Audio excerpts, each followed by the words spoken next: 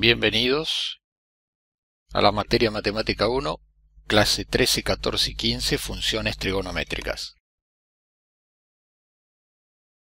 Los objetivos de esta clase son reconocer que es una función trigonométrica, reconocer su modelo gráfico y analítico, identificar ejemplos de funciones trigonométricas y saber para qué sirven, identificar el dominio de una función trigonométrica, conocer la relación entre un radián y un ángulo en grados. Un teorema totalmente relacionado con la trigonometría es el teorema de Pitágoras.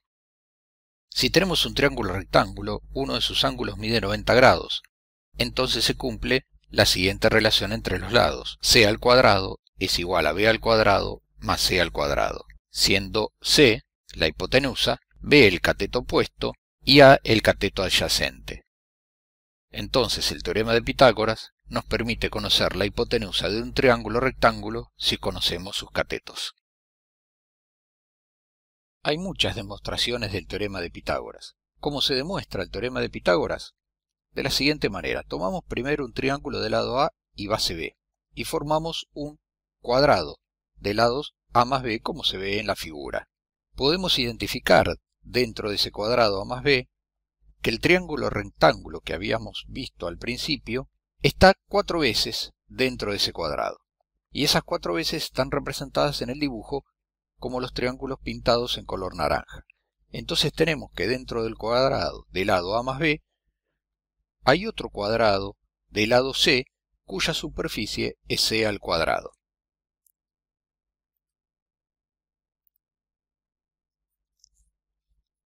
Pero además podemos formar dentro de este cuadrado A más B los siguientes rectángulos. El primer rectángulo va a estar formado por uno que tenga de lado AB y altura B. Y aquí vamos a identificar dos de esos rectángulos. Si los trazamos dentro de la figura, nos va a quedar entonces un cuadrado de lado A y de lado A y otro cuadrado de lado B y lado B. Si pintamos de color naranja aquellos triángulos rectángulos de base B y lado A, vamos a encontrar los mismos 4 que anteriormente identificamos, y nos quedarían en color blanco los dos cuadrados de lado A y lado B. Finalmente decimos que si la suma de las superficies naranjas son iguales, quiere decir que las superficies amarillas también son iguales. Esto es, la superficie de color naranja son los 4 triángulos que habíamos identificado, tanto en el gráfico de la izquierda como en la derecha son los mismos triángulos. La suma de esas dos superficies son iguales en ambas figuras, y lo que nos queda tienen que ser superficies equivalentes. Esto es, la superficie que queda de la figura izquierda, C al cuadrado, tiene que ser equivalente a la suma de las superficies de la figura del lado de la derecha, A al cuadrado más B cuadrado. De esta manera demostramos el teorema de Pitágoras.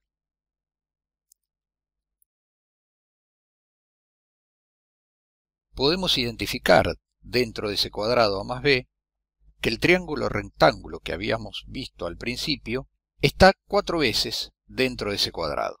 Y esas 4 veces están representadas en el dibujo como los triángulos pintados en color naranja. Entonces tenemos que dentro del cuadrado de lado A más B hay otro cuadrado de lado C cuya superficie es C al cuadrado.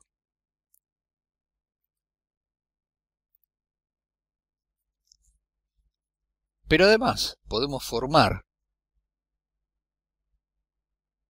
dentro de este cuadrado A más B los siguientes rectángulos. El primer rectángulo va a estar formado por uno que tenga de lado AB y altura B. Y aquí vamos a identificar dos de esos rectángulos. Si los trazamos dentro de la figura, nos va a quedar entonces un cuadrado de lado A y de lado A y otro cuadrado de lado B y lado B. Si pintamos de color naranja aquellos triángulos rectángulos de base B y lado A, vamos a encontrar los mismos 4 que anteriormente identificamos, y nos quedarían en color blanco los dos cuadrados de lado A y lado B. Finalmente decimos que si la suma de las superficies naranjas son iguales, quiere decir que las superficies amarillas también son iguales. Esto es, la superficie de color naranja son los 4 triángulos que habíamos identificado. Tanto en el gráfico de la izquierda como en la derecha son los mismos triángulos. La suma de esas dos superficies son iguales en ambas figuras. Y lo que nos queda tienen que ser superficies equivalentes. Esto es, la superficie que queda de la figura izquierda, c al cuadrado, tiene que ser equivalente a la suma de las superficies de la figura del lado de la derecha, a al cuadrado más b cuadrado. De esta manera demostramos el teorema de Pitágoras.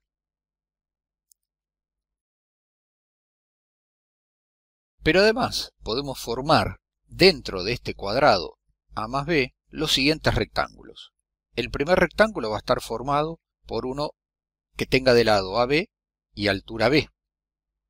Y aquí vamos a identificar dos de esos rectángulos.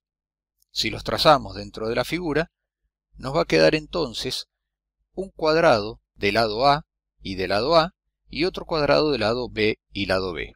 Si pintamos de color naranja aquellos triángulos rectángulos de base B y lado A, vamos a encontrar los mismos 4 que anteriormente identificamos. Y nos quedarían en color blanco los dos cuadrados de lado A y lado B. Finalmente decimos que si la suma de las superficies naranjas son iguales, quiere decir que las superficies amarillas también son iguales. Esto es, la superficie de color naranja son los 4 triángulos que habíamos identificado. Tanto en el gráfico de la izquierda como en la derecha son los mismos triángulos. La suma de esas dos superficies son iguales en ambas figuras.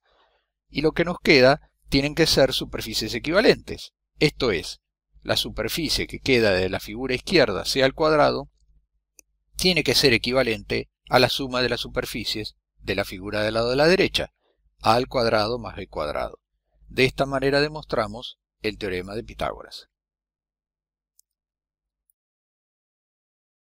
Finalmente decimos que si la suma de las superficies naranjas son iguales, quiere decir que las superficies amarillas también son iguales. Esto es, la superficie de color naranja son los 4 triángulos que habíamos identificado. Tanto en el gráfico de la izquierda como en la derecha son los mismos triángulos.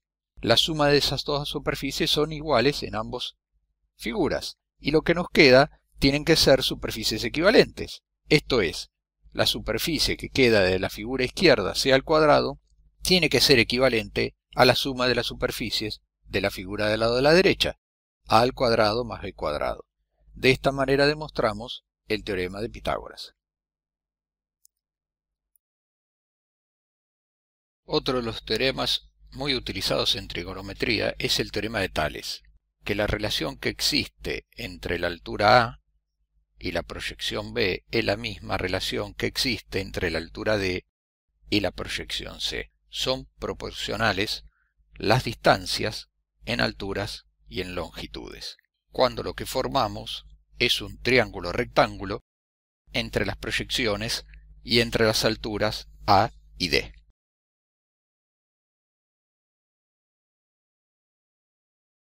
¿Cómo medimos los ángulos? Los ángulos podemos medirlos en grados o en radianes. ¿Pero qué llamamos radián? Es una unidad de medida, justamente para medir ángulos. Y el radián es el ángulo que limita un arco de circunferencia, como se ve aquí en el gráfico. Es el ángulo formado por dos radios de una circunferencia, medido en radianes, y es la longitud de ese arco formado sobre ese radio. Con lo cual, el radián del ángulo alfa va a ser igual al cociente de dos magnitudes. Una que llamamos S, que es la longitud del arco, y otra que llamamos R, que es la longitud del radio de la circunferencia.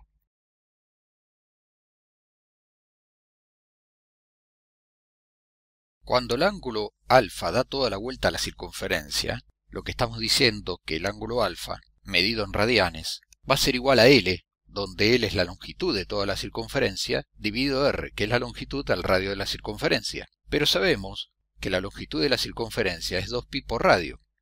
Entonces, si reemplazamos el valor de L dentro de la ecuación de alfa, vamos a tener que alfa va a ser 2pi por R dividido R.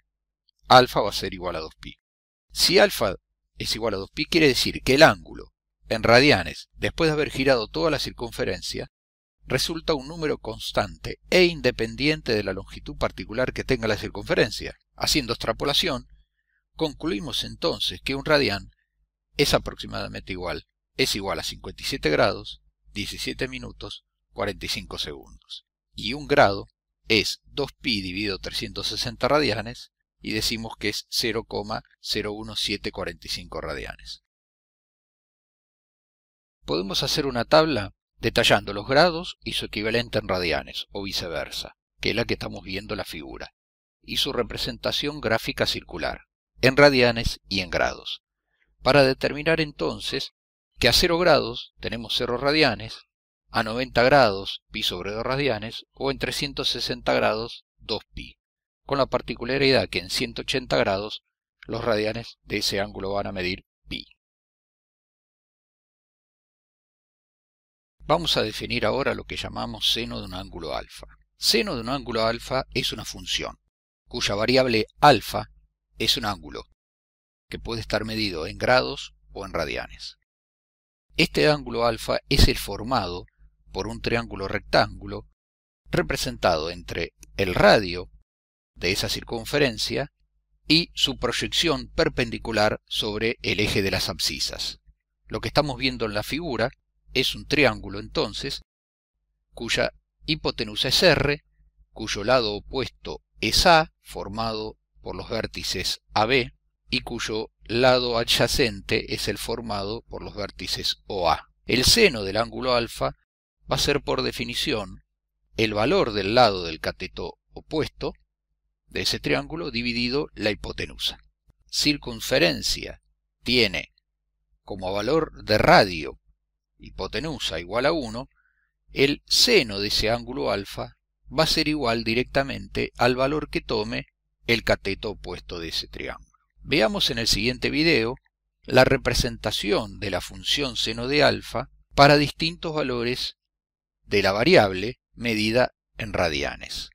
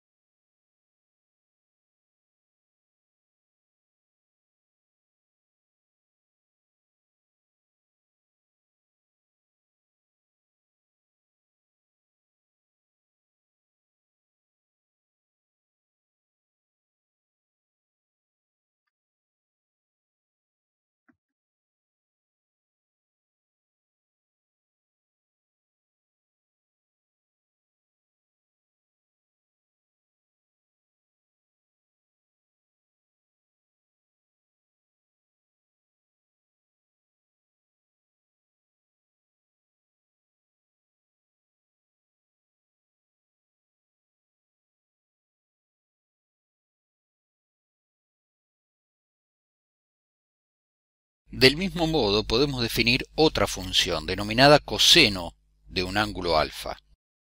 Esta función, que también tiene a la misma variable alfa al ángulo, va a ser igual al cateto adyacente sobre la hipotenusa de ese triángulo que formamos entre la hipotenusa, el lado opuesto y el lado adyacente. Esta vez, la función coseno va a ser la división del cateto adyacente sobre la hipotenusa. En el siguiente video vemos entonces cómo se forma en un gráfico bidimensional de ejes cartesianos, donde la variable alfa toma valores radianes, la función cosenoidal.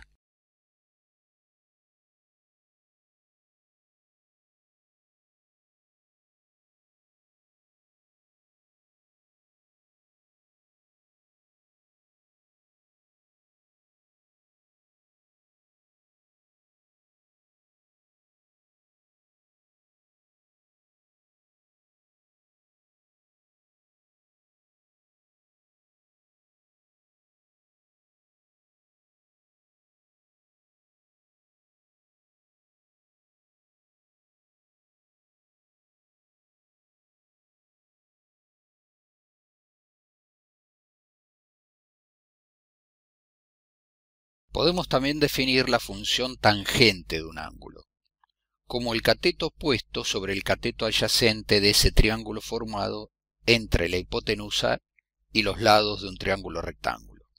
Si hacemos la conversión del cateto puesto y el cateto adyacente desde la función seno de alfa y coseno de alfa, obtenemos que la tangente de un ángulo alfa es lo mismo que la división entre el seno de alfa y el coseno de alfa. Veamos la particularidad de la función seno de alfa en la medida que varía el ángulo en radianes a través del siguiente video.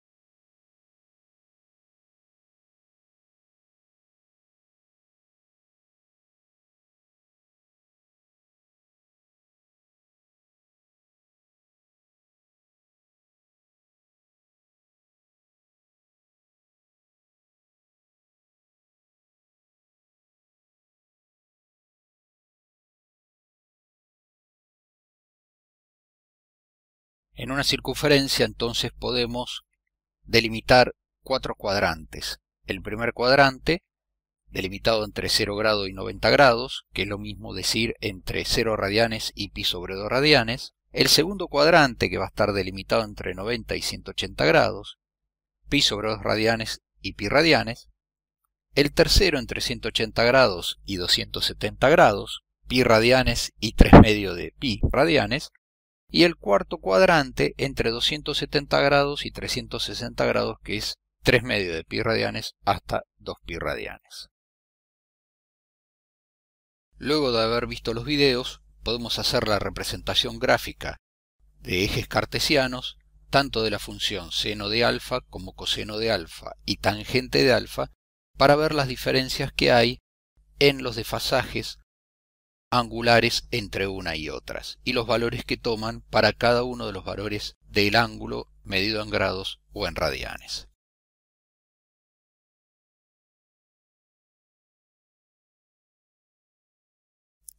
Finalmente, uno podría armar una tabla de valores de cada una de las funciones seno, coseno y tangente para cada uno de los ángulos o medido en grados o en radianes más representativos de cada uno de los cuadrantes, para saber cuánto es el valor que toma cada una de las funciones y también reconocer en cada uno de los cuadrantes qué signo toma esa función, si positivo o negativo. Finalmente, uno podría armar una tabla de valores de cada una de las funciones seno, coseno y tangente para cada uno de los ángulos o medido en grados o en radianes más representativos de cada uno de los cuadrantes, para saber cuánto es el valor que toma cada una de las funciones y también reconocer en cada uno de los cuadrantes qué signo toma esa función, si positivo o negativo.